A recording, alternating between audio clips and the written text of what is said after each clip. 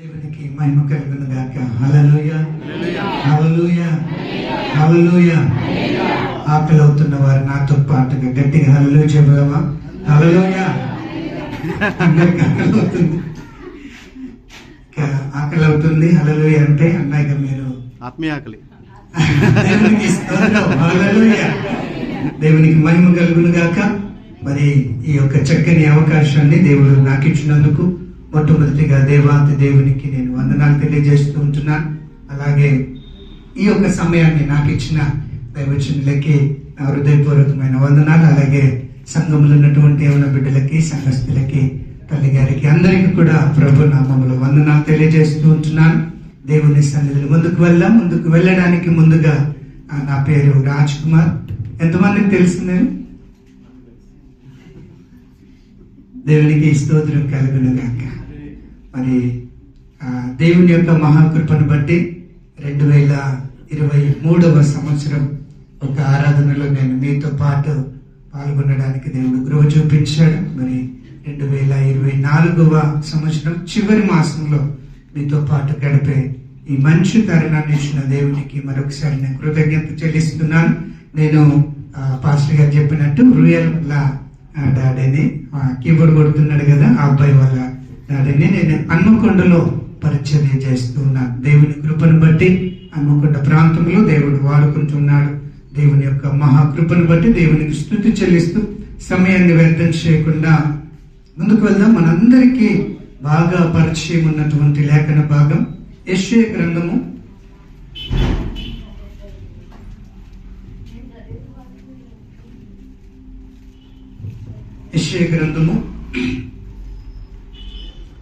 9వ అధ్యాయము 6వ వచనం చదువుదాం. ఏలయనగా మనకు శిశువు పుట్టెను, మనకు కుమారుడు అనుగ్రహించబడెను, ఆయన భుజముల మీద రాజ్యభారముండును. ఆశ్చర్యకరుడు, ఆలోచనకర్త, బలవంతుడైన దేవుడు, నిత్యుడగు తండ్రి, సమాధానకర్తయగు అధిపతి అని అతనికి పేరు పెట్టబడును. తలలు వంచుదాం, చిన్న ప్రార్థన చేద్దాం. మహాపరిశుద్ధుడా, ప్రేమ కలిగిన తండ్రి, దయగలిగిన యేసు ప్రభువా, మీకు స్తోత్రం చెల్లిస్తున్నా. చదువుబడిన లేఖనాన్ని బట్టి మీకు వందనాలు. మాతో మీరు మాట్లాడమని, నిలబడిన నన్ను మరుగుపరుచుకొని నోటి పూరగా వాడుకొని మీరు మాత్రమే మహిమ పొందమని యేసు నామములో ప్రార్థిస్తున్నాము తండ్రి, ఆమేన్. చక్కని ఆలోచనతో మీరు ఈ ఆరాధనను కొనసాగిస్తూ ఉన్నారు. అందును బట్టి దేవునికి మహిమ. నిజంగా చాలా చక్కని ఆలోచన. నిరీక్షణ, సమాధానము, సంతోషం. ఒక్కొక్క ఆరాధన దినాన్ని, ఒక్కొక్క ఆదివారాన్ని ఒక మంచి ఆలోచనతో ముందుకు తీసుకుని వెళ్ళడానికి దేవుడు ప్రేరేపించి సేవకుని ద్వారా ఒక మంచి ఆలోచన మీ ముందుకు తీసుకొచ్చినందుకు మనమందరం ఒకసారి దేవునికి హల్లెలూయా చెబుదాం. హల్లెలూయా హల్లెలూయా హల్లెలూయా. మరి ఈ దినాన మనం ముందుకు వెళ్దాం. ఈ 3 ఆలోచనలు నేను మీ ముందుకు తీసుకురావాలని ఆశపడుతున్నా. ఈ 3 ఆలోచనల నుండి మనం క్రిస్మస్ జరుపుకుంటే ఆ క్రిస్మస్ మన జీవితంలో ఎలాగుంటుందో మనం ఆలోచించేద్దాం. ఆమేన్. హల్లెలూయా. నిరీక్షణ, సమాధానము, సంతోషం. మనం చదువుకున్నటువంటి లేఖన భాగంలో ఏలియనగా మనకు శిశువు పుట్టెను, మనకు కుమారుడు అనుగ్రహించబడెను, ఆయన భుజముల మీద రాజ్యభారముండును. ఒక మంచి మాట అంటాడు, ఆశ్చర్యకరుడు. ఆమేన్. ఆయన ఎవరంట? ఆశ్చర్యకరుడు. మన కొరకు జన్మించినటువంటి యేసు క్రీస్తు ప్రభుల వారు ఆశ్చర్యకరుడు అని బైబిల్ చెప్తుంది. మరి ఆయన ఆశ్చర్యకరుడు అనడానికి మన జీవితాల్లో బైబిల్ గ్రంథములో రుజువు ఏంటి అని మనం ఆలోచన చేస్తే చాలా చక్కని మాటలు దేవుడు మనకు బయలుపరుస్తా ఉన్నాడు. ఆయన ఎలాగూ మన జీవితంలో ఆశ్చర్యకరుడుగా ఉన్నాడు అని అంటే చెప్తారా? ఎలాగూ మన జీవితంలో ఆశ్చర్యకరుడుగా ఉన్నాడు?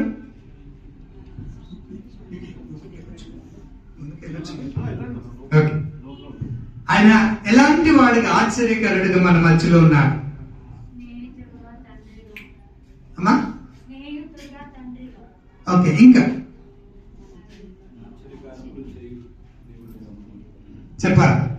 అందరి టీనేజర్స్ నాలాగా మీరు అలాగే ఉంటారా? ఆయన ఆశ్చర్యకరుడని మనం ఎలా రుజువు చేసుకోగలం? తమ్ముడు దేవునికి స్తోత్రం. ఆయన పోలికలో సృష్టింపబడమే ఆశ్చర్యం. ఆమేన్ చెప్పండి ఒకసారి. ఆమేన్. మరి బైబిల్లో మనకున్నటువంటి గొప్ప మాటలను మనం జ్ఞాపకం చేసుకుందాం. ఈరోజు నేను ఒక 3 వ్యక్తులను, ఒక 3 సంఘటనలను మీ మధ్యలోకి తీసుకురావాలని ఆశపడుతూ ఉన్నాను. ఎందుకనంటే నిజంగా నేను సిద్ధపడినటువంటిది ఒక పేజ్, నేను అక్కడి నుండి సిద్ధపడి వచ్చినటువంటిది. కానీ అయ్యగారు ఒక మంచి మాటలతో ఆరాధనను ప్రారంభిస్తున్నప్పుడు నిరీక్షణ, సమాధానము, సంతోషము నేను మాట్లాడుతూ ఉన్నప్పుడు, మీరు ఈ పదాలు చెప్తున్నప్పుడు నేను గబగబకు మళ్ళొక పేజీ రాసుకున్నాను. హల్లెలూయా, హల్లెలూయా.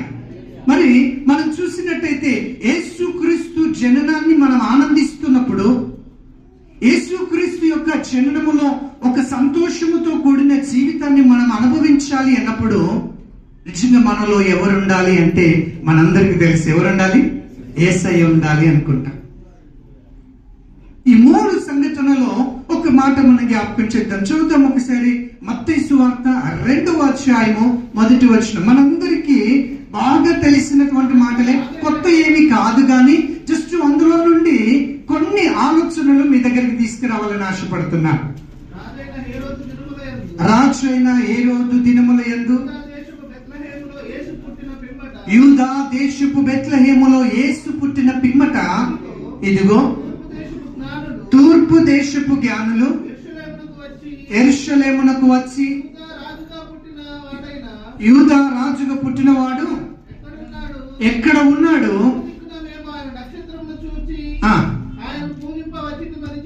చాలు, దేవునికి మహిమ. ఇక్కడ మనం ఒక వ్యక్తులను చూస్తున్నాం, ఒక గుంపును చూస్తున్నాం. వీరెవరు? జ్ఞానులు కదా. వీరు చాలా దూరం నుండి ప్రయాణం చేశారు. ఎందుకు ప్రయాణం చేస్తూ ఉన్నారు? మీరందరూ చదువుకుంటున్న యూత్ కాబట్టి నేను కొన్ని క్వశ్చన్స్ అడుగుతున్నాను. ఎందుకు వారు ప్రయాణం చేస్తున్నారు? ఇంకా చెప్పండి. ఉదయం సంతోషం కలిగింది. ఇంకా వాళ్ళు ఎందుకు ప్రయాణం చేస్తూ ఉన్నారు? సార్, రక్షకుని కనుగొనడానికి. ఇంకా వెనక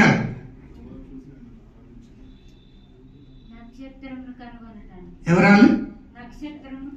ఎవరు వారు? చేతండమ్మా, వాడు చెవులు కొడతాం. దేవునికి స్తోత్రం కలిగి. వారి ప్రయాణం ఎందుకు ప్రారంభమైందంటే ఒక నక్షత్రాన్ని చూశారు కాబట్టి వారి ప్రయాణాన్ని కొనసాగిస్తున్నారు. రక్షకుడు అని తెలియదు వారికి, యేసుక్రీస్తు అని తెలియదు వారికి. వారి నక్షత్రాన్ని చూసి రాజు దగ్గరికి అంటున్నాడు ఏంటంటే, మేము ఒక నక్షత్రాన్ని చూసాము, ఈ నక్షత్రం యొక్క జననానికి ఒక గొప్ప కారణం ఉంది, ఆ కారణాన్ని వెతకడానికి మేము ప్రయాణం చేస్తున్నాం, ఆ కారణాన్ని కనుగొనడానికి మేము ప్రయాణం చేస్తున్నాం. వారి లోపల ఏముందో తెలుసా? నిరీక్షణ ఉంది. ఆమేన్ చెప్పుదాం ఒకసారి. హల్లెలూయా. నిరీక్షణ ఉంది వారి లోపల. ఆ నిరీక్షణను పట్టుకొని వారు ఏం చేస్తున్నారంటే ప్రయాణం చేస్తున్నారు. ఎంత ప్రయాణం చేశారు? ఎన్ని కిలోమీటర్లు చెప్తారు ఎవరైనా? దాదాపుగా 1500 నుండి 2000 కిలోమీటర్లు ప్రయాణం చేశారు. ఒక 2-3 నెలల ప్రయాణం సాగుతూ ఉంది. వారు ప్రయాణం చేస్తూనే ఉన్నారు. ఇక్కడ 20 కిలోమీటర్ల నుండి వచ్చిన వారు ఎవరైనా ఉన్నారు ఇక్కడికి చర్చికి? 20 కిలోమీటర్స్, నో ప్రాబ్లం. 20 సార్ 17. 20 పైన ఎవరు లేరా? ఓకే, 5 కిలోమీటర్స్, 5 కిలోమీటర్ల దూరం. చేతులు ఎత్తండి. 2 kilometres, 1 kilometre. Very good. Church పక్కన ఉన్నవారు ఎత్తండి కదా. దగ్గర ఒక 1/2 కిలోమీటర్ లోపు ఉన్నవారు చేతులు ఎత్తి చెప్పులు పెడదాం ఒకసారి. మనమందరం ఒక 1/2 కిలోమీటర్, 2 కిలోమీటర్స్, 1 కిలోమీటర్, లాస్ట్ కి 17 కిలోమీటర్స్, అందుకని ఎక్కువ ప్రయాణం చేసి చర్చ్ దగ్గరికి రాలేదు. కానీ వారు నిరీక్షణతో ఆ నక్షత్రాన్ని చూసి కనుగొనడానికి 1500 నుండి 2000 కిలోమీటర్లు ప్రయాణం చేస్తారు. ఎంత ప్రయాసమో తెలుసా? యేసును కనుగొనడానికి కాదు, వారి నక్షత్రములు ఉన్నటువంటి ఒక గొప్పతనాన్ని, అంటే వారు అనుకున్నటువంటి నిరీక్షణ, వారు చూసినటువంటి దానిని రీచ్ అవ్వడానికి అంత ప్రయాణం చేస్తున్నారు. ఈరోజు ఇక్కడున్న మనమందరం కూడా మన జీవితంలో ఏదో సాధించాలనే ఒక నిరీక్షణతో మన ప్రయాణాన్ని కొనసాగించిన వారమే. ఇక్కడ నుండి ఒక 100 కిలోమీటర్ల దూరంలో మీ గ్రామాలు కలిగిన వారు ఒకసారి చేయి చూపించండి. 150 పైన, ఎక్కువనా ఇంకెక్కువనా చెప్పండి? గుంటూరు ఎన్ని వందల కిలోమీటర్లు? 250. దేవునికి స్తోత్రం. 200 పైన కిలోమీటర్లు. అక్కడ నుండి హైదరాబాద్కి ఎందుకు వచ్చారు మీరు? ఒక నిరీక్షణతో ఇక్కడికి వచ్చారు ఆయన. ఈ నిరీక్షణతో ప్రయాణం చేస్తున్న ప్రయాణంలో ఎన్నో ఒడిదొడుకులు, ఎన్నో సమస్యలు, ఎన్నో ఆటంకాలు, ఎన్నో చెప్పండి విపత్తులు వారి జీవితంలో ఎదుర్కొని ఉంటారు. ఎవరు కూడా ఇప్పుడు మీరు అందరు చర్చ చుట్టే ఉన్నారు, కానీ మీ సొంత గ్రామాలు ఎవరి కూడా ఇక్కడ ఎందుకో తెలుసా? ఒక నిరీక్షణ. నేను ఒక మంచి ఉద్యోగాన్ని పొందాలి, నేను ఒక మంచి చదువును కంప్లీట్ చేసుకోవాలి, నేను ఒక ఉన్నతమైన స్థితిలో ఉన్నటువంటి ఒక నిరీక్షణతో మీ ప్రయాణాన్ని కొనసాగించాలి. ఎన్ని ఒడిదొడుకులు! చదువుకుంటూ ఉదయం పూట కాలేజీకి వెళ్తూ తల్లిదండ్రుల దగ్గర నుండి సరి అయినటువంటి ఆ డబ్బు పంపించబడలేక, లేకపోతే సరి అయిన స్థితిలో మన తల్లిదండ్రులు మనకు సహాయం చేయలేనటువంటి ఒక పేదరిక స్థితిలో ఉంటే, మన ఉదయాన్నే కాలేజీకి వెళ్తూ మధ్యాహ్నం ఏదో జాబ్ చేస్తూ చెప్పండి రాత్రి ఏదో 11 గంటలకు వచ్చి ఏం తింటున్నామో ఏం తినట్లేదో మనకు అర్థం కానటువంటి ఒక భయంకరమైనటువంటి స్థితిలో మన ప్రయాణాన్ని కొనసాగిస్తున్నాం. ఆ ప్రయాణములో గనుక నీవు యేసును చూడగలిగినట్టయితే, ఆ ప్రయాణములో గనుక యేసుక్రీస్తును కనుగొనగలిగినట్టయితే, ఈ జ్ఞానులు పొందిన నూతనమైన జీవితాన్ని నువ్వు పొందబోతున్న. చెప్పులు పడదు దేవునికి మహిమ. నీ కష్టము, నీ బాధ, నీ వేదన, ఇదిగో నీ ప్రయాసము, అన్నిటిలో దేవుడు నీకు ఒక నూతనమైన జీవితం ఇవ్వబోతూ ఉన్నాడు. ఇక్కడున్న మనమంతరం కష్టంతోనే ఉన్నటువంటి వారు. ఎవరు చాలా డబ్బుండి ఇక్కడ లగ్జరీస్ చేయడానికి ఎవరు రాలేదు, నేను చూస్తూ ఉన్నాను. ఎందుకో తెలుసా? మీరు సంపూర్ణ మోకాళ్ళ మీద ఉన్నప్పుడే నాకు అర్థమైంది. దేవునికి మహిమ. ఎవరు కూడా ఏదో ఆనందించడానికి, ఏదో సంతోషించడానికి తల్లిదండ్రులు ప్యాకెట్ మనీ పంపిస్తే ఆ డబ్బును ఖర్చు చేస్తూ జల్సా చేయడానికి ఎవరు ఇక్కడ లేరు.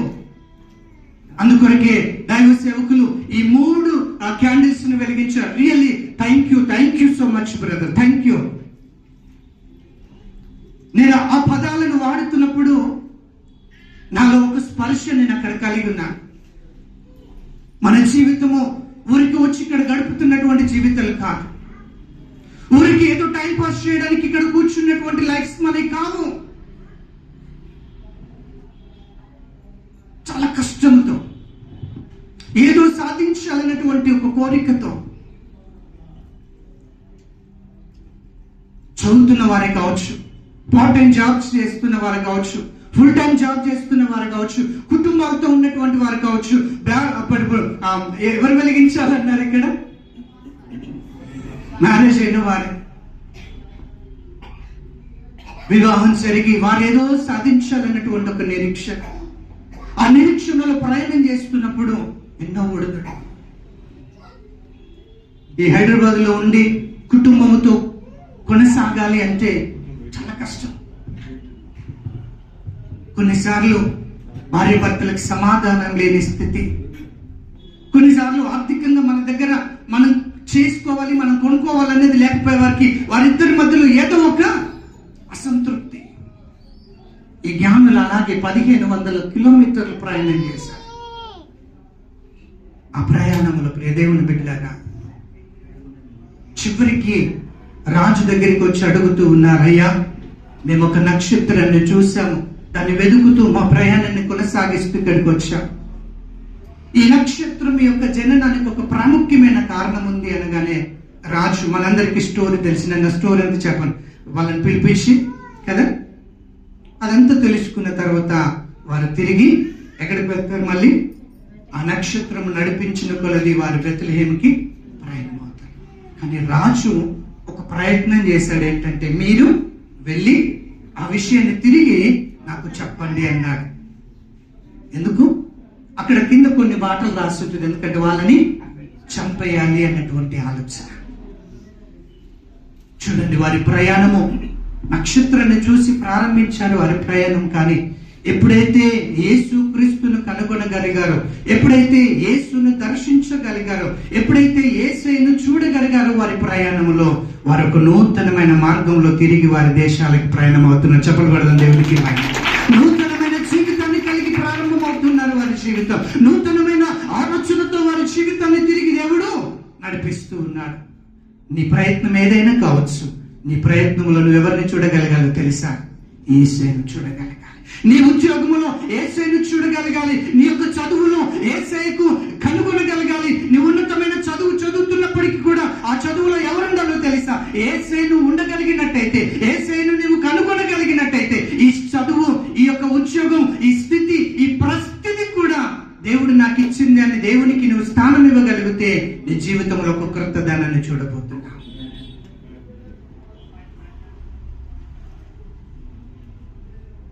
ఇక్కడ ప్రతి నెల ప్యాకెట్ మనీ కొరకి ఒక 5,000 ఖర్చు పెట్టి వారు ఎవరైనా ఉన్నారు? బతికినే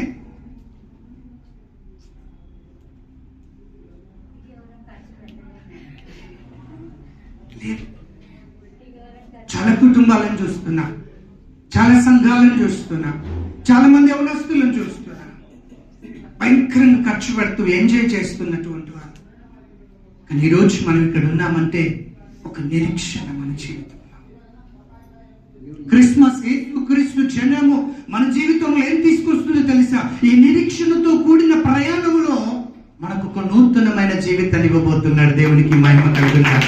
ఈ 2024వ క్రిస్మస్ నీ ప్రయాణంలో ఒక నూతనమైన ఆలోచన ఇవ్వబోతుంది. ఈ 2024వ క్రిస్మస్ నీ యొక్క చదువులో ఒక నూతనమైన ఉత్సవాన్ని ఇవ్వబోతుంది. ఈ 2024వ క్రిస్మస్ నీ యొక్క ఉద్యోగంలో ఒక నూతనమైన మెట్టు నీ జీవితంలో ఇవ్వబోతుంది. చెప్పబడతాను దేవునికి మహిమ. ఎందుకు తెలుసా? జ్ఞానలక్ష్యాలు ఆ నక్షత్రాన్ని చూసి నిరీక్షణతో ప్రయాణం చేశారు. ఎన్నో కష్టాలు, ఎన్నో ఇబ్బందులు, ఎన్నో బాధలు అనుభవించారు. కానీ తిరిగి సంతోషంతో వారి కుటుంబంతో గడపడానికి వెళ్తున్నారు. ఆమేన్. యేసును కనుగొనకపోతే దేవదూత వారిని దర్శించకపోయేది. యేసును కనుగొనకపోతే దేవుని చేత వారు బోధింపబడకపోయేవారు. యేసును కనుగొనకపోతే వారికి ఒక గైడెన్స్ దొరికేది కాదు. వారు ఎక్కడికి వెళ్ళేవారు? తిరిగి హేరోదు దగ్గరికి వెళ్ళి ప్రాణాలను కోల్పోయేటువంటి వారు. ఈ రోజు ఇక్కడికి వచ్చారు. 250 కిలోమీటర్ల దూరం నుండి వచ్చావు తమ్ముడు. దేవుడు నీ జీవితంలో ఒక నిరీక్షణతో ఇక్కడికి వచ్చావు. ఒక పట్టుదలతో ఈ స్థలానికి వచ్చావు. ఏదో సాధించాలని ప్రయత్నంతో ఇక్కడికి వచ్చావు. యేసును కనుగొ. యేసుకు నీ జీవితంలో చోటి. యేసును నీ హృదయంలోనికి ఆహ్వానించు. నీవు తిరిగి నీ కుటుంబంతో సంతోషించు. ఒక సంతోషకరమైన జీవితం నీకు ఇవ్వబోతున్నాడు. ఆమె దేవునికి స్తోత్రం కలుగునుగాక. నీవు యేసును వెంబడిస్తే, యేసును కనుగొంటే నీ జీవితంలో ఎప్పుడు నిరాశ ఉండదు. తిరిగి నీ కుటుంబంతో ఆనందించే ఆనందకరమైన జీవితం దేవుడు నీకు ఇస్తాడు. హల్లెలూయా.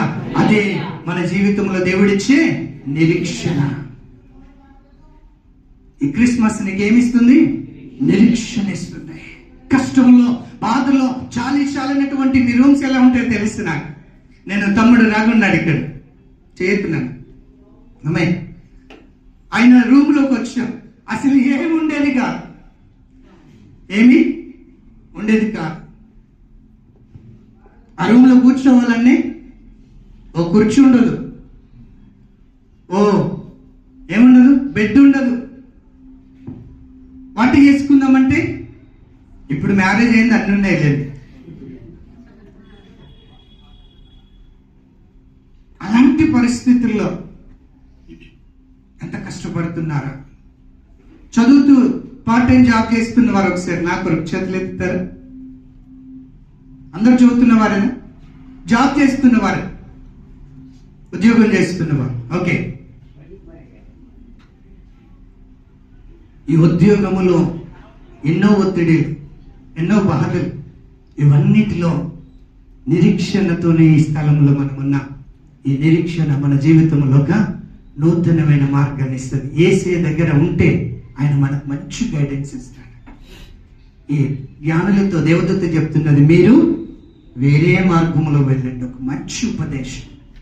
యేసేలో మన నిరీక్షణ కలిగి ఉంటే ఒక మంచి ఉపదేశాన్ని పొందుకుంటాం. రండి మరొక మాట చూద్దాం. మనం రెండవ ఆలోచనలోకి వెళ్దాం.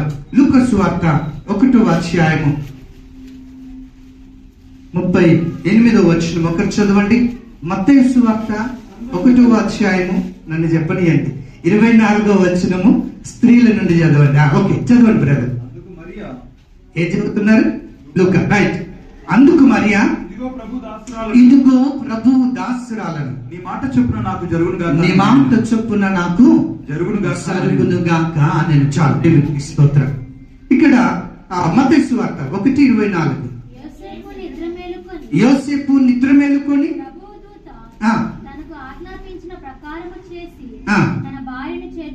చాలు చెప్పండి, చదవండి. చాలు, దేవునికి స్తోత్రం. ఇక్కడ మనం ఒక కుటుంబాన్ని చూస్తున్నాం. ఇక్కడ ఒక కుటుంబాన్ని మనం చూస్తున్నాం. ఈ కుటుంబానికి ఒక ఆలోచన దేవుడు ఇచ్చాడు. దానిని బట్టి వారు చాలా కన్ఫ్యూజన్ లో ఉన్నారు. చాలా. దేవదూత వచ్చి మరియతో చెప్పింది, మరియా నువ్వు గర్భం ధరించబోతూ ఉన్నావు. మరి ఏమంటున్నది అక్కడ రాస్తున్న మాట, ఆమె బహుగా తొందరపడి, ఆమె భయపడి ఏమంటుందంటే, అయ్యా ఇది ఎలా జరుగుతుంది? ఇది ఎలా జరుగుతుంది? యోసేపుకి ఈ విషయం తెలిసింది.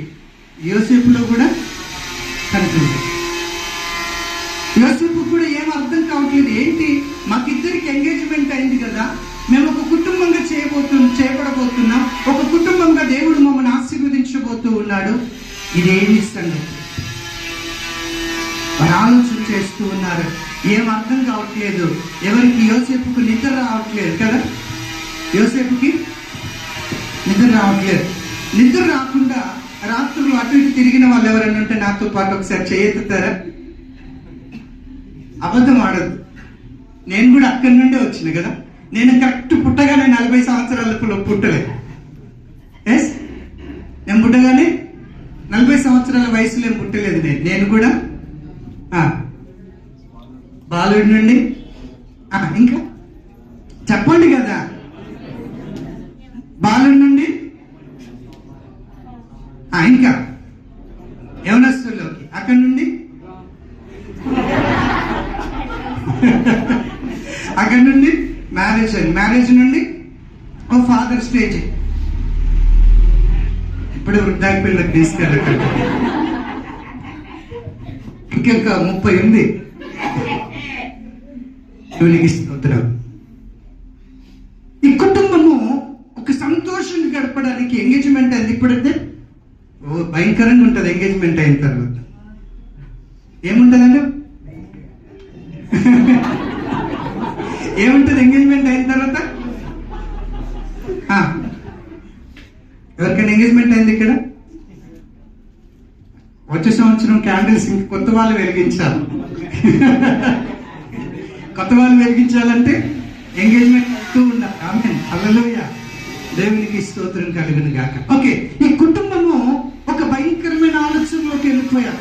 యోసేపు గారికి నిద్ర రావట్లేదు, తిరుగుతూ ఉన్నాడు. ఆయన భయంకరంగా ఆలోచన చేస్తున్నాడు. అదే నాతో ఎంగేజ్మెంట్ అయినటువంటి అమ్మాయి ప్రెగ్నెంట్ అంట, ఏం చేయాలి? యోసేపు కుటుంబం ఏమో చాలా గొప్ప కుటుంబం, ఉన్నతమైనటువంటి విలువలు కలిగిన కుటుంబం. ఏం చేయాలి మరి? అది జరుగుతుంటుంది పెద్ద. ఏం చేయాలి మరి? ఇదంతా మనకు తెలిసిన స్టోరీ. కానీ అందులో నుండి దేవుడు మనకి నేర్పించే ఆలోచన ఏంటంటే, మరియను వదిలిపెట్టాలి. మరి ఏమంటుందంటే, అయ్యా నాకు ఎంగేజ్మెంట్ అయింది, కానీ ఈ విషయం నా భర్తకి తెలిస్తే, నాతో ఎంగేజ్మెంట్ అయినటువంటి అబ్బాయికి తెలిస్తే ఎంత భయంకరంగా ఉంటుంది, నేను ఎన్ని అవమానాలు భరించాలి. ఈ ఆలోచనలో, ఈ దర్శన భర్జనలో ఈ కుటుంబం ఉంది. అలాంటి దర్శన భర్జనలో ఎన్నో కుటుంబాలు ఉంటూ ఉన్నాయి. ఈరోజు కోర్టులో ఎక్కువ కేసులు ఉన్నటువంటిది ఏంటంటే విడాకులే. తెలుసా మీకు? మర్డర్ కేసులు కాదు, దొంగతనాలే కాదు, ఇంకేం కాదు, విడాకుల కేసులు ఎక్కువ ఉన్నాయి కోర్టులలో. ఎందుకంటే ఇలాంటి తర్జన భర్జన. ఎంగేజ్మెంట్ అయిన తర్వాత ప్రీ వెడ్డింగ్ అని అవి అని చెప్పేసి ఫోన్ నెంబర్లు వేసుకుని మాట్లాడితే ఈయన ఫోన్ చేస్తాడు అబ్బాయి. ఫోన్ చేయగానే అమ్మాయిది వెయిటింగ్ వస్తూ ఉంటుంది. ఎంతసేపు ఎవరితో మాట్లాడుతున్నా?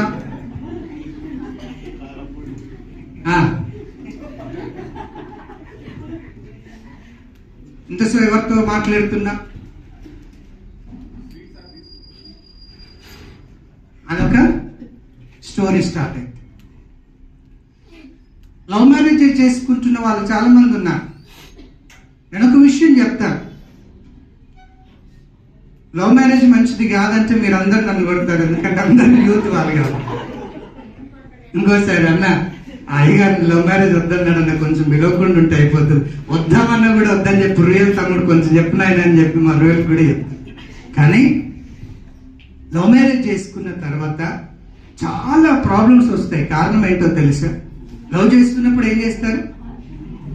డార్లింగ్ నేను ఇక్కడ ఉన్నాను 10 నిమిషాలు కూడా పట్టదు, అక్కడ దిగిపోతారు. పెళ్ళైన తర్వాత ఎక్కడున్నావు నేను నీ కొరకు వెయిటింగ్ చేస్తున్నా, సాయంకాలం తొందర రమ్మనగానే అక్కడ ఆడ హెచ్ఓనా ఏమంటారు వాళ్ళని, హెడ్ ఆఫ్ ద డిపార్ట్మెంట్ వాళ్ళేమో ప్రెషర్ తీసుకొస్తూ ఉంటారు, వాళ్ళేమో వర్క్ చెప్తూ ఉంటారు. ఆ వర్క్ కంప్లీట్ కాదు, ఫోన్లు వస్తూ ఉంటాయి, సైలెంట్ లో పెడతారు. ఎంతసేపు ఫోన్ చేయాలి? నీకు అప్పుడున్న ప్రేమ నా మీద ఇప్పుడు లేదు, నా మీద ప్రేమ తగ్గింది, నేనంటే నీకు ఇష్టం లేదు. ఇక ఎట్లుంటే తెలుసా? బైబుల్లో రాస్తుంది ఒకటి, ఆ భార్య పోరాటం ఎట్లుంటదంట? నాకేం పోరలేదు కానీ మీకు ఎక్స్పీరియన్స్ వస్తుంది. దేవునికి స్తోత్రం కలుగుతుందిగా. భార్య పోరంతా ఎట్లుంటదట అంటే ఎడతెరపని వర్షం చినుకుల్లాగా ఉంటాయి అంట. ఇక ఫోన్ వస్తూనే ఉంటది, మనం కట్ చేసినా కూడా ఆగదు, ఫోన్ చేస్తూనే ఉంటాను. ఇంటికి వచ్చిన తర్వాత ఏం ఉండదు ఇక.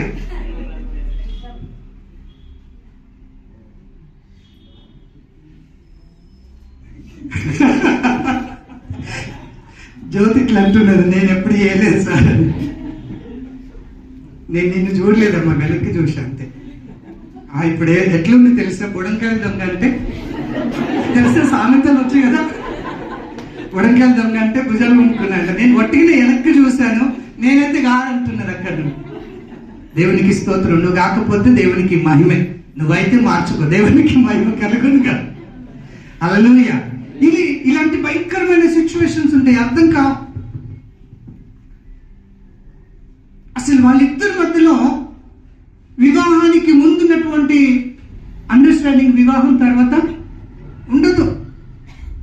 ఎందుకంటే ఆ ప్రేమంతా వివాహానికి ముందే.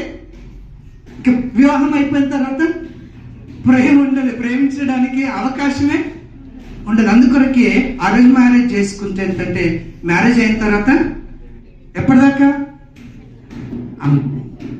చేతులు ఏం కాదు, నో ప్రాబ్లం. చచ్చిపోయేదాకా జబ్బులు కొట్టండి చెల్లె కొరకు ఒకసారి. ఎప్పటిదాకా ప్రేమించవచ్చు అంటే చనిపోయేదాకా ప్రేమించవచ్చు. కానీ అదే ప్రేమించి పెళ్లి చేసుకుంటే ఆ ప్రేమించిన 2 సంవత్సరాలు ఒక్కొక్కరు 6 నెలలు ప్రేమించుకొని పెళ్లి చేసేసుకుంటారు. వాళ్ళ ప్రేమ ఎంత? 6 నెలలు మాత్రమే. 6 నెలల తర్వాత ఇక ప్రేమించడానికి కానీ ఆ ఆప్యాయత చూపించడానికి సమయం ఉండదు. ఎందుకో తెలుసా?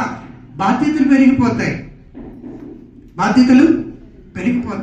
ఇద్దరు ఉద్యోగం చేస్తే ఇద్దరి బాధ్యతలు పెరిగిపోతాయి. ఇద్దరికి 1 సంవత్సరం తర్వాత ఒక బాబో పాపో, ఇంకా బాధ్యత పెరిగిపోతుంది, ఇంకా బాధ్యత పెరుగుతుంటది. అప్పుడు ఈ కమ్యూనికేషన్ అనేది తగ్గుతూ ఉంటుంది.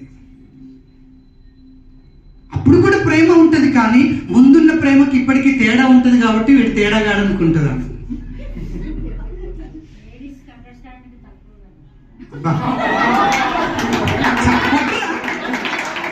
కొట్టండి, ఒప్పుకుంది కదా సిస్టర్, కొట్టండి గట్టిగానే. లేడీస్ కి తక్కువ అందమ్మా. అందుకొరకే పల్లెటూర్లలో ఒక సామెత ఉంటుందంట, 3 జుట్లు ఒక దగ్గర కలుస్తుండే అంట. అక్కడ ఎక్కడేమో సిస్టర్ ఎక్కువ అంటుంది, అక్కడేమో తక్కువ అంటుంది. ఇక్కడ మా వాళ్ళందరూ అయితే గట్టిగా తక్కువే కొట్టారు. అమ్మే దేవునికి స్తోత్రం కలుగును గాక. కానీ ఈ కుటుంబంలో వారు దేవుణ్ణి భరించడం ద్వారా, చెప్పులు కొడతా, దేవుణ్ణి ఆహ్వానించడం ద్వారా, దేవుణ్ణి భరించడం ద్వారా, దేవునికి చోటివ్వడం ద్వారా, వారి జీవితాల్లోనికి యేసయ్యను ఆహ్వానించడం ద్వారా వారికి ఏం దొరికిందో తెలుసా? సమాధానం దొరికి. చెప్పులు కొడతా, దేవునికి మహిమ కలుగును గాక. ఇదిగో యోసేపు మరియను చేర్చుకున్నాడు. యేసు ప్రభు పుట్టేంత వరకు తిరిగి ఆమెను, బైబిల్లో రాస్తుంది, ఆమెను ముట్టుకోలేదని రాస్తుంది. ఇదెంత గొప్ప అండర్స్టాండింగ్ తెలుసా? అది రావడానికి గల కారణం ఏంటిదంటే యేసయ్యను వారు భరించారు. మొదటిది జ్ఞానులేమో యేసయ్యను కనుగొన్నారు, రెండవది మరియ యోసేపులేమో యేసయ్యను భరించారు, వారి కుటుంబంలో ఆహ్వానించారు, ఓర్చుకున్నారు కదా. అందుకొరకు వారికి ఏం దొరికింది? సమాధానం దొరికింది.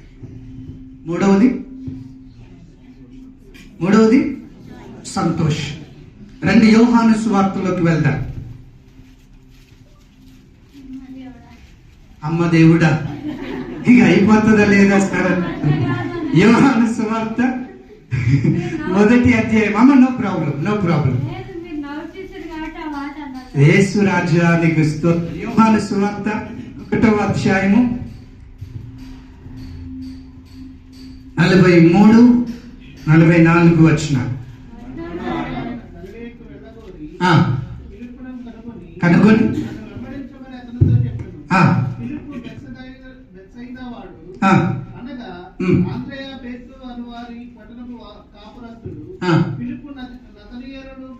నతనీయులను కనుగొని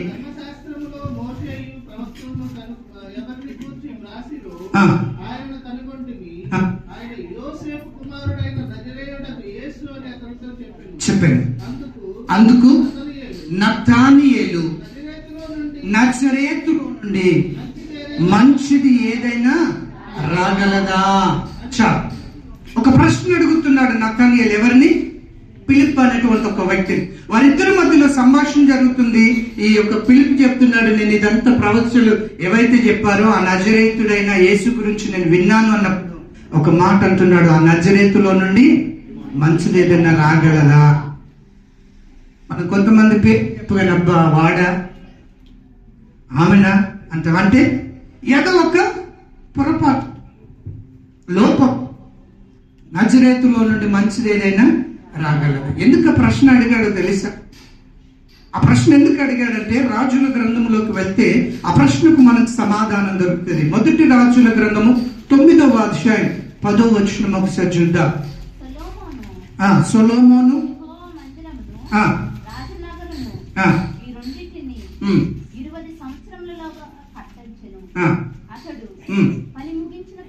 పని ముగించిన తర్వాత హీరాము సొలొమోను కోరినంత మట్టుకు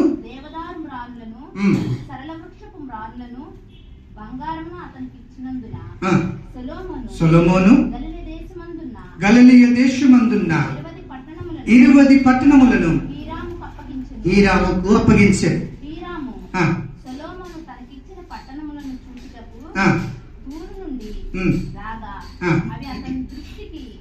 అనుకూలమైనవిగా కనబడలేదు కనుక నా సహోదరుడా, నీవు నాకు ఇచ్చిన ఈ పట్టణములు ఏ పాటివలెను? నేటి వరకు వాటికి కాబోలు అని పేరు. నేటి వరకు వాటికి ఏం పేరట? కాబూల్ అని పేరు. కాబూల్ అంటే కింద రాసి ఉంటది, ఏమన్నా నిష్ప్రయోజనము అంటే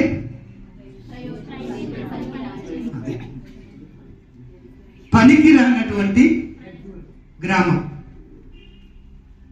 మరి నజరేతు పేరు లేదు కదా ఇక్కడ, ఉందా? లేదు కదా.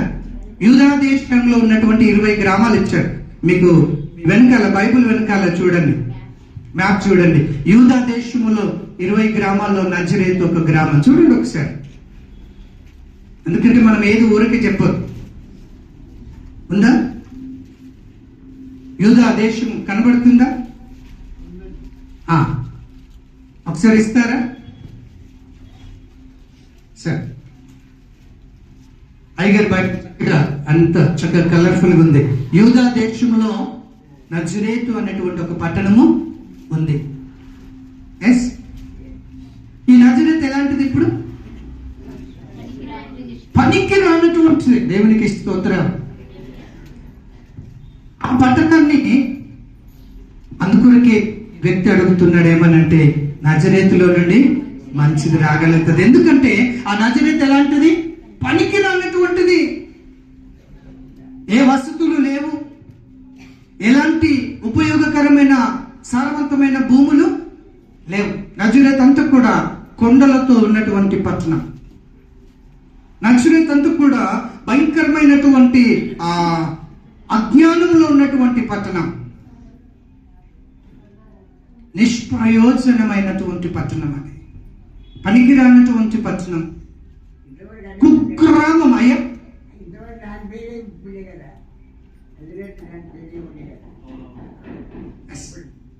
ఈ చిన్న పట్టణం, వసతులు లేవు, కొండలు బండలు, అంటే దేనికి చెలించినటువంటి ఒక గ్రామం. వ్యవసాయం చేద్దామన్నా వ్యవసాయం చేయడానికి అనుకూలమైన గ్రామము కాదు. టోటల్గా అది పనికిరాని గ్రామం. కానీ ఆ పనికి రానటువంటి ఆ గ్రామంలో నుండి ఎవరు వచ్చారో తెలుసా? ఈ లోకానికి సృష్టికర్త అయిన యేసయ్య నివాసం ఉన్నాడు. చెప్పులు కొడతా దేవునికి. ఆ పనికి రాని గ్రామంలో యేసయ్య నివాసం ఉండడం ద్వారా ఇదిగో లోకానికి రక్షణ అందించబడ్డది, లోకానికి స్వస్థత అందించబడ్డది. ఈ రోజు నీవు నేను ఆనందిస్తున్నటువంటి ఈ సంతోషమైన జీవితము అందించబడ్డది. ఆమేన్. హల్లెలూయా, హల్లెలూయా. నిష్ప్రయోజనమైనటువంటి ఆ నజరేతు ఈ రోజు ఎలా ఉందట? ప్రయోజనకరంగా ఉంది. నేను చాలా రెఫరెన్స్లు నజరేతుని బట్టి ఇస్తాను, చదవని అవసరం లేదు, ఒకసారి రాసుకోండి. మత్తయి సువార్త 2వ అధ్యాయం 23వ వచనం రాసుకోండి. రెండవది యోహాను సువార్త 1వ అధ్యాయం 46వ వచనం. అపోస్తుల కార్యము 2వ అధ్యాయం 22వ వచనము. మత్తయి సువార్త 21వ అధ్యాయము 11వ వచనము. మార్కు సువార్త 16వ అధ్యాయము 6వ వచనం. లూకా సువార్త 4వ అధ్యాయము 16వ వచనం. ఈ చూపించినటువంటి రెఫరెన్స్ అన్నిట్లో నజరేయుడైన యేసు అనేటువంటి ఒక గొప్ప నామాన్ని మనం చూస్తాం. ఈ గొప్ప నామాన్ని కలిగి ఈరోజు నజరేతు పిలువబడుతున్నది. ఈరోజు మన జీవితంలో సంతోషం ఉందంటే యేసుక్రీస్తు ప్రభు నజరేతులో ఉండడాన్ని బట్టి. మంచిది ఏదైనా రాగలదా? ఈరోజు మనం అనుకోవచ్చు, మన తల్లిదండ్రులు అనవచ్చు, మనకు పేరెంట్స్ అనవచ్చు, లేకపోతే మన స్నేహితులు అనవచ్చు, నువ్వు దేనికి పనికిరావు, ఎన్నో సంవత్సరాలు అవుతుంది బాబు నువ్వు చదువుతున్నా, సక్సెస్ అవ్వట్లేదు. మనం అనుకోవచ్చు, ఎన్ని సంవత్సరాలు చదవాలి నేను, సబ్జెక్ట్స్ పోతున్నాయి, ఏమంటారు, సెమ్ అంటారా, సెమిస్టర్స్ అంటారా, ఓకే, సెమిస్టర్స్ పోతున్నాయి, ఫస్ట్ సెమిస్టర్లో 2 పోయినాయి, 3 పోయినాయి, ఇలా అనుకుంటూ మనం చదువుతూ ఉన్నాం. మన తల్లిదండ్రులు ఏం చేస్తారు, వారికి తీసుకొస్తుంది. ఎన్ని సంవత్సరాలు పెట్టాలో నీకు, ఎన్ని రోజులు పంపించాలి నీకు, ఇంకా నేను చదువు అవ్వట్లేదు. నువ్వు దేనికైనా పనికొచ్చేలాగా ఉంటావా? నాకైతే నమ్మకం లేదు, నువ్వు దేనికి పనికిరాని వాడితే. మన ఫ్రెండ్స్ అనవచ్చు, మన యొక్క బంధువులు అనవచ్చు, ఏం చదువుతున్నాడు, ఇంకా చదవదా? మనం ఇంటికి పెళ్లిళ్ళకి వెళ్తాం, హైదరాబాద్లో పెట్టి కదా పెళ్లిలో, లేకపోతే ఏదైనా ప్రోగ్రామ్స్ అయినప్పుడు వెళ్తాం. ఏం చదువుతున్నాడు, ఎన్ని సంవత్సరాలు చదువుతాడు? వాళ్ళకి డబ్బులు ఇస్తున్నారు, పంపిస్తున్నారు, వాడు ఆడపోయి పనికి మాలినలాగా తయారవుతాడు. ఇలాంటి ఫేస్ చేసిన వాళ్ళు ఉన్నారు నాతో పాటు, నేనున్నా.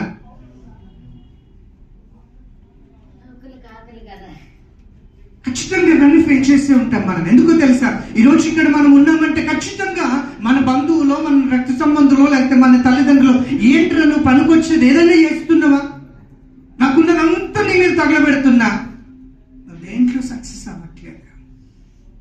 కొన్నిసార్లు మన ప్రయాణంలో సక్సెస్ లేక తోటివారు, మన రూమ్మేట్ పాస్ అవుతాడు, మనం ఫెయిల్ అవుతాం. మన రూమ్మేట్ సక్సెస్ అవుతాడు, జాబ్ వస్తుంది, మనకి రాదు. అప్పుడు మన జీవితం ఏంటో తెలుసా, మనం అనుకుంటాం, ఇక నేను దేనికి పనికిరాను.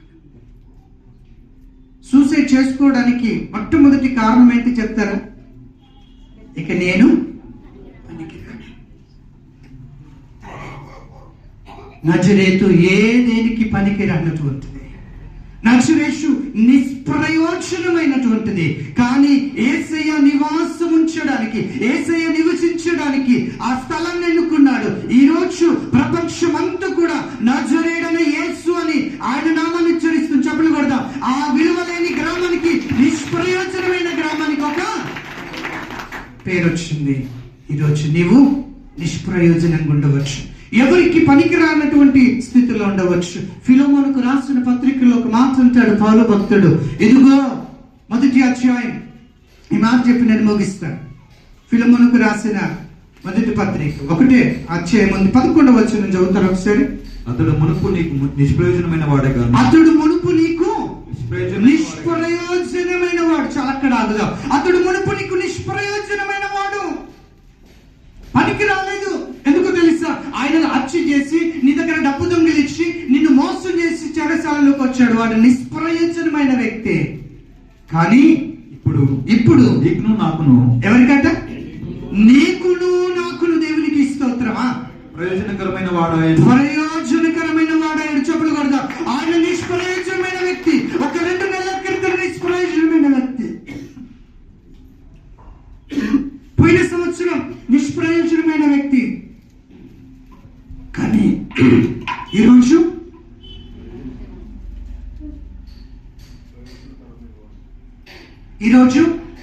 నీకును నాకును ప్రయోజనకరమైన వ్యక్తి.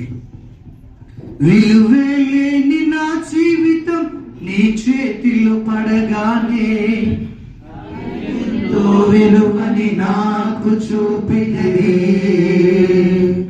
విలువేలేని నా జీవితం నీ చేతిలో పడగానే అది ఎంతో విలువని నాకు చూపితివే. జీవమే లేని నాలో కలిసి జీవమును నింపుటకు నీ జీవితాన్నే దారబోసితివే. విలువేలేని నా జీవితం నీ చేతిలో పడగానే అది ఎంతో విలువని నాకు చూపితివే. జీవమే లేని నాలోని జీవమును నింపుటకు నీ జీవితాన్నే దారబోసితివే. నాతో కలిసి నీది శాశ్వత ప్రేమయా, నేను మరచిపోలేనయా. ఎన్ని యుగాలైనా మారదు, ఎండిన ప్రతి మోయం, ఎండిపోయిన స్థితిలో ఉన్నటువంటి జీవితం, పనికిరానటువంటి బ్రతుకయ్యా. దేవునికి సమస్తము సాధ్యమే. నీది శాశ్వత ప్రేమయా, నేను మరచిపోలేనయా. ఎన్ని యుగాలైనా మారను, ఎండిన ప్రతి మోడు మరచి గురించి దేవునికి సమస్తము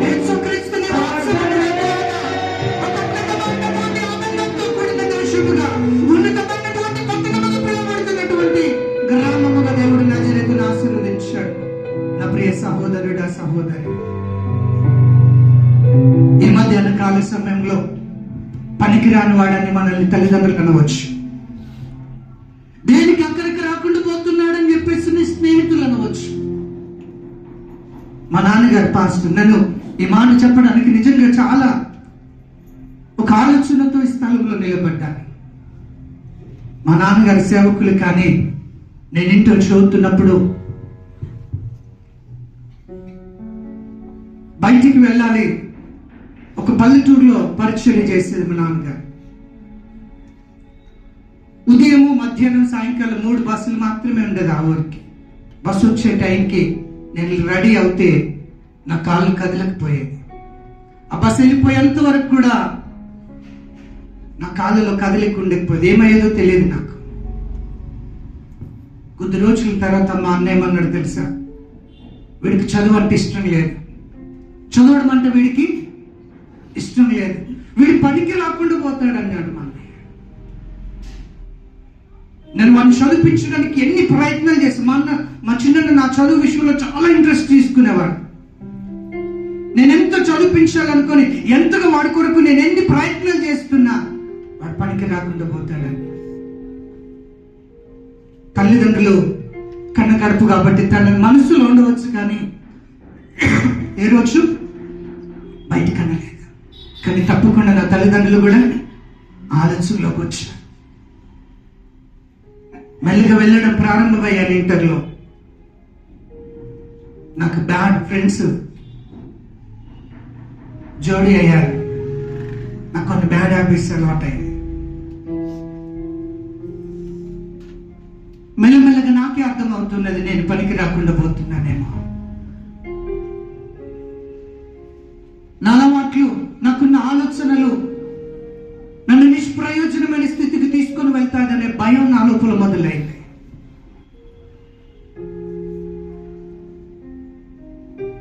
మా ఇంటికి వచ్చిన వారు బంధువులు అనేవారు, వాడు ఎప్పుడు సిక్ అయి ఉంటాడు, ఏదో ఒక ఆలోచనతో సిక్కు అని చెప్పేసి బలహీనంగానే కనబడతాడు, వాడు పనికిరాడిక. చాలా మంది అన్నారు.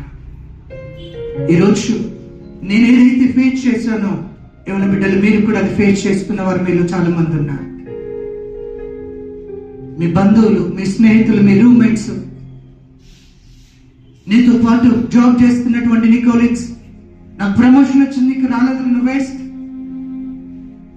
కుటుంబంలో నువ్వు ఒక స్టేజ్కి రావాలనుకుంటే నీ కుటుంబ సమస్యలు నిన్ను బయటికి తీసుకురాకుండా, నువ్వు బయటికి రాకుండా, నువ్వు ముందుకు వెళ్లకుండా నేను ఆటంకపరుస్తుంటే నువ్వు అనుకోవచ్చు, నా భార్య పిల్లలతో నేను ఆనందంగా బ్రతకలేని, నా లైఫ్ వేస్ట్, నేను పనికిరాని వారిని, నా భార్య అడిగింది నేను ఇవ్వలేకపోతున్నాను,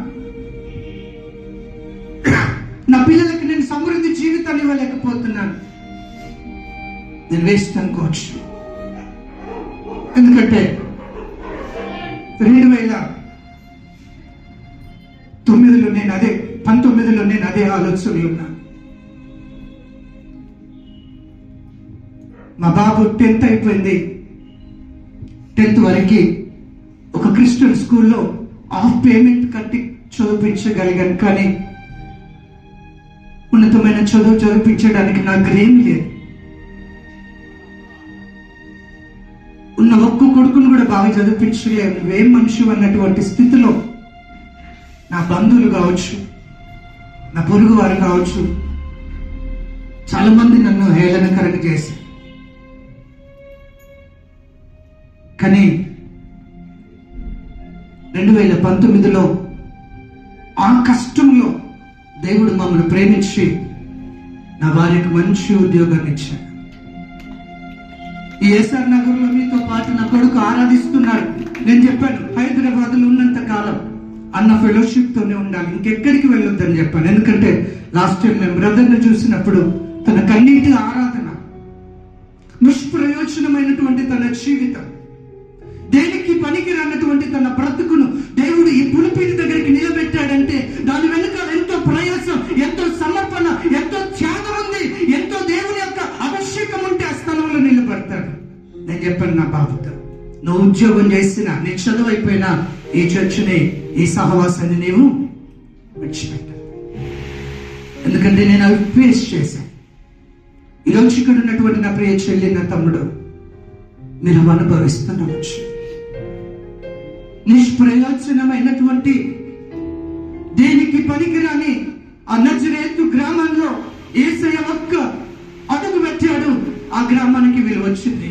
ఈ క్రిస్మస్ రోజు నీకు సంతోషం రావాలంటే నీ జీవితంలో అడుగు పెట్టడానికి అవకాశమే, నీ జీవితంలోనికి ఆహ్వానించు ఆయనను. అయ్యా, నన్ను విలువలేని వాడు అంటున్నారు, నేను చదువులో సక్సెస్ అవ్వలేకపోతున్నాను, నేను ఉద్యోగంలో సక్సెస్ అవ్వలేకపోతున్నాను, నేను విలువలేని వాడిగా, పనికిరాని వాడిగా నన్ను పరిగణిస్తున్నానయ్యా, ప్లీజ్ నా జీవితంలోనికి రా ఒకసారి అని ప్రభువుని ఆహ్వానించు. నీకు ఒక సంతోషాన్ని దేవుడి పగటి వెలిగిపోతా. నేను ఆ సంతోషాన్ని కలిగి ఉన్నాను, నేను ఆనందాన్ని కలిగి ఉన్నాను. ఒకరోజు తమ్ముడు చిన్న డూండి ఉన్నాడు, వీరిద్దరు ఒక దగ్గర చదువుకున్నారు. నేను హాస్టల్కి తీసుకుని వెళ్ళి ఫీజు కట్టలేక ఇంటికి తీసుకొచ్చాను. ఇంటి దగ్గర మా బిలీవర్స్ అందరూ అడుగుతున్నారు, అయ్యగారు ఎందుకు ఇంటికి తీసుకొచ్చారంటే ఫీజు కట్టలేక అని చెప్పలేను కదా, స్కూల్కి ఇంకెవరు రాలేదని అబద్ధం ఆడి నా కొడుకును వారం రోజులు ఇంట్లో పెట్టుకున్నా. ఒక భయంకరమైనటువంటి పనికి లాని జీవితం. కానీ దేవునికి నా జీవితంలో చోటు పోలేదు. అంతటి భయంకరమైన స్థితిలో కూడా యేసయ్య నీవుంటే అన్ని చాలు దేవాని ప్రభుకు నా జీవితాన్ని అర్పగించా. తిరిగి దేవుడు ఉన్నతమైన స్థితిలో నిలబెట్టాడు. ఒక మనిషి చదువునివ్వడానికి నాకు ఒక మంచి జీవితాన్ని ఇచ్చాడు. ఈరోజు నిష్ప్రయోజనమైన జీవితం మనకు ఉండవచ్చు. చదువుకుంటున్న వారు మీరు ఫెయిల్ అవుతుండవచ్చు. మిమ్మల్ని ఎవరేమన్నా, మీ తల్లిదండ్రులు మిమ్మల్ని నిష్ప్రయోజనం అన్నా, మీరు పనికిరాదు అన్న కూడా ప్రభు చెప్తున్నాడు, యేసయ్యకు నువ్వు చోటు ఇవ్వగలిగితే నీకు సంతోషాన్ని సమయం ఇవ్వడానికి దేవుడు ఇష్టపడతాడు. అందుకొరకే నీ జీవితం విలువ లేదనుకోకు, నీ జీవితానికి ఒక స్థితి లేదనుకోకు. దేవుడున్నాడు. దేవుని వెతకడానికి ప్రయాణం చేసిన వారి నిరీక్షణను దేవుడు స్థిరపరిచి తిరిగి కుటుంబంతో ఆనందించడానికి జ్ఞానులకు ఎలాంటి మార్గాన్ని అయితే ఆయన ఇచ్చాడో, కుటుంబ సమస్యలతో అర్థం కానటువంటి బ్రతుకులో ఉన్నటువంటి మరియ యోసేపులకు జీవితాన్ని ఇవ్వడానికి దేవుడు వారికి ఎలాంటి సమాధానం ఇచ్చాడో, దేనికి పనికి రానటువంటి నిష్ప్రయోజనమైన, ఇంగ్లీష్లో ఏమంటారంటే వేస్ట్.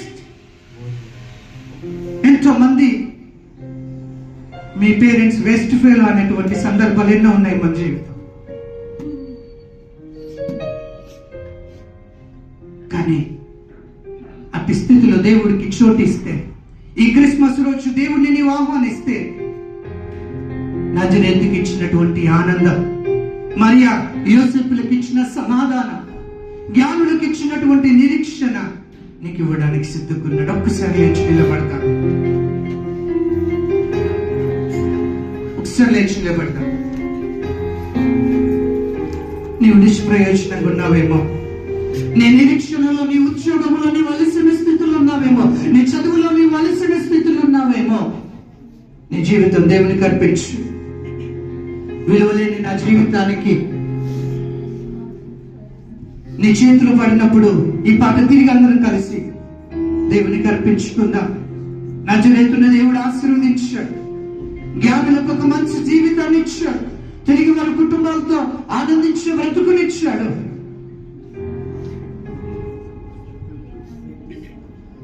ఈ యొక్క పవిత్ర పాపములో పడినా నన్ను, శాపములో మునిగినా నన్ను నీ ప్రేమతో లేపితివే.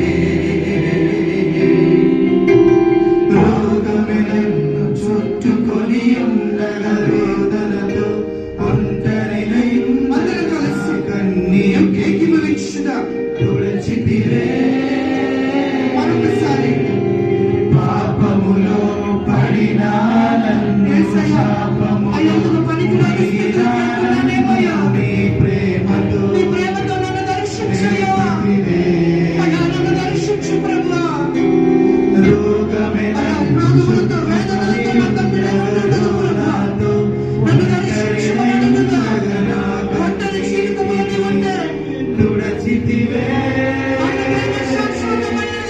ఇది శాశ్వత ప్రేమయా,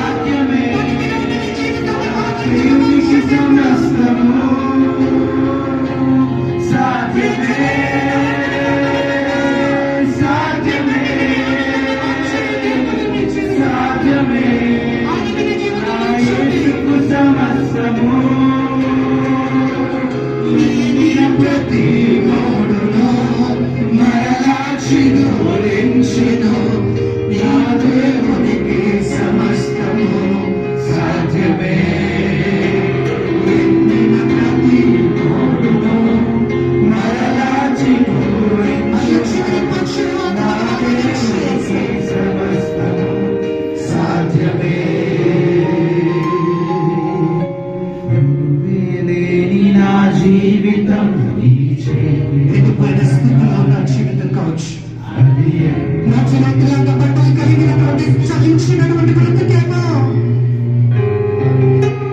జీవితాన్ని కల్పించి నా మీద తండ్రిని అభిషేకం చేయాలి.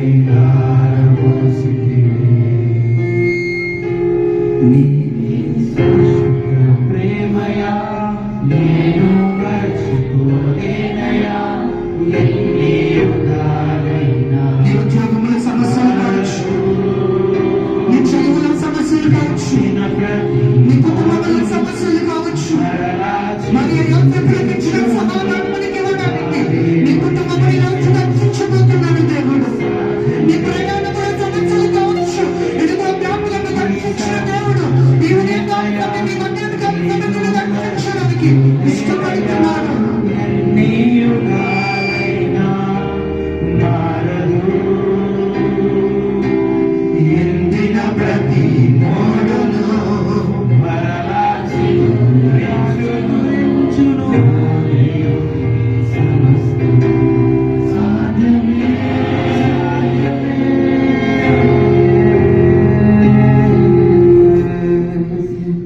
నీవేని నా జీవితం నీ చేతిలో పడగానే అది ఎంతో విలువని నాకు విలువలేని మన జీవితం. జ్ఞానులలాగా ప్రయాణం చేస్తూ అలసిన స్థితిలో ఉన్నారేమో నా సహోదరుడా. ఈరోజు యేసుని కనుగో. నీ ప్రయాణంలో యేసుని కనుగో. నీ ప్రయాణంలో యేసుని చూడు. ఇదిగో నీవు నీ కుటుంబంతో నిరీక్షణలో ఆనందించేటువంటి కృపనిస్తాడు. విలువలేదేమో, భార్య భర్తల మధ్యలో సమాధానం లేదేమో, అర్థం కావట్లేదేమో, ఏం చేస్తున్నామో కుటుంబాలంటే ఇక్కడ జ్ఞాపకం చేసుకోండి.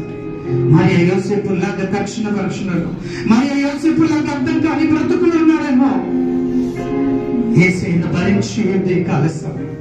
యేసయ్య నీ కుటుంబంలో భరించు. యేసయ్యకు నీ కుటుంబంలో స్థానం ఇవ్వు.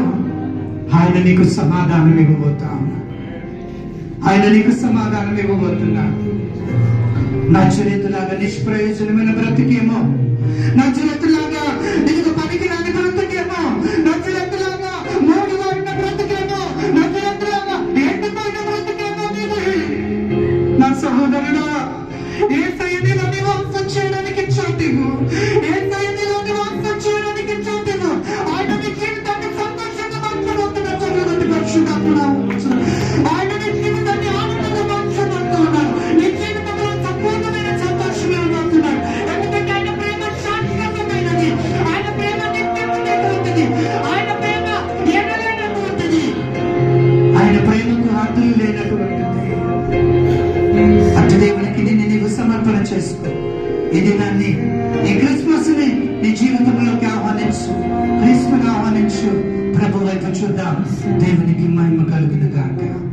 ప్రార్థన చేసుకుందాం. మహాపరిశుద్ధుడా, ప్రేమ కలిగిన తండ్రి, మీకు వందనాలు యేసయ్యా. రక్షణీయంగా తండ్రి, ఇదిగో మాటల ద్వారా మమ్మల్ని దర్శించినందుకు మీకు వందనాలు.